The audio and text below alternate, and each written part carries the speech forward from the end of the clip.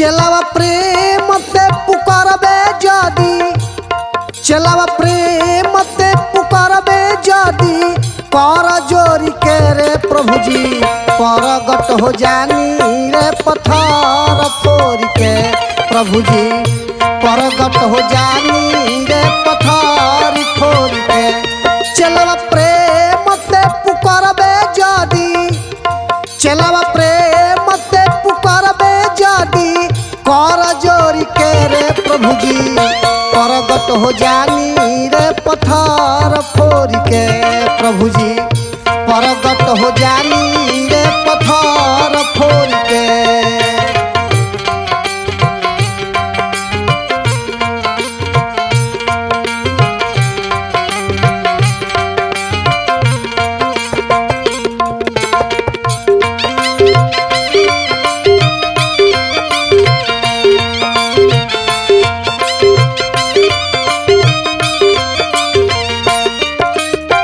बड़ा ही सुंदर साधक के भाव बा।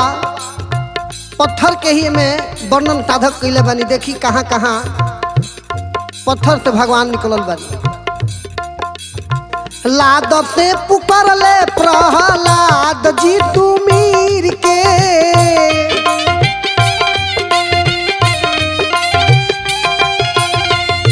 प्रगट हो गई नी मालिक पत्थर के चीर के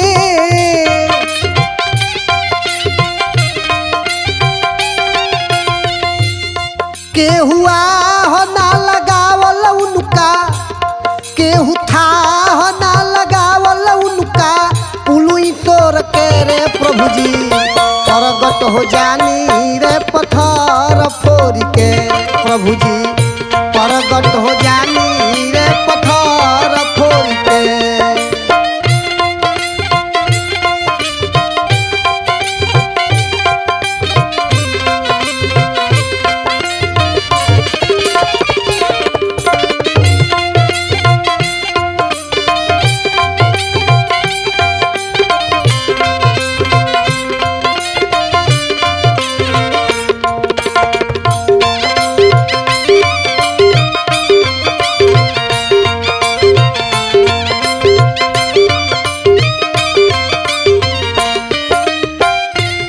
साधक कहतनी का ध्यान दी। हिल्या जे पुण्य तलीला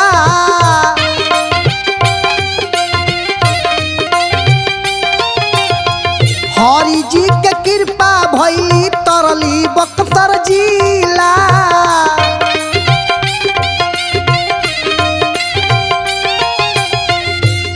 गवन हरि लेखा गईली छान गवन हरि लेखा गईली छान बान्ह तोरी के रे प्रभु जी परगट हो जानी रे पत्थर फोड़ के प्रभु जी परगट हो जानी रे पत्थर फोड़ के।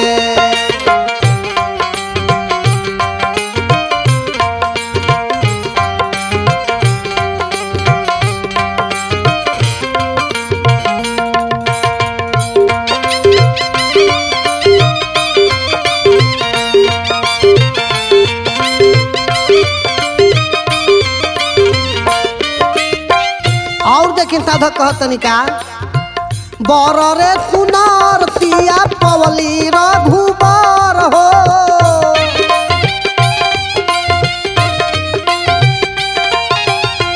पत्थर के मूरत के दिहल रहे बर हो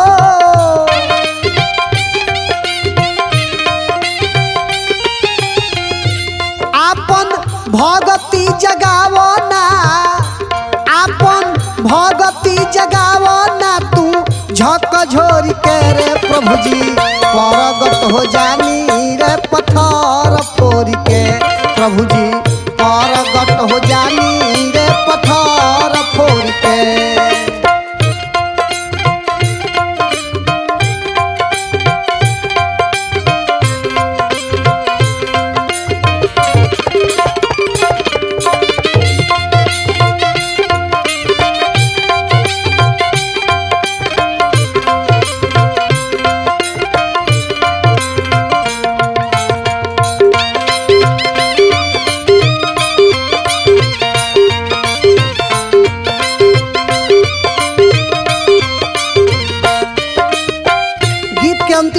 साधक कहतनी ई भजन हमनी के अंतर्राष्ट्रीय लेवल के गीतकार परम पूजनीय आदरणीय शिकारी बाबा जी के रचित बा।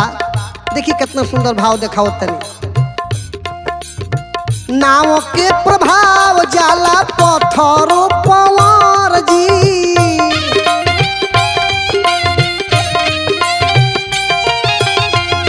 सेतु बंधन के खीता जाने घरे घर जी।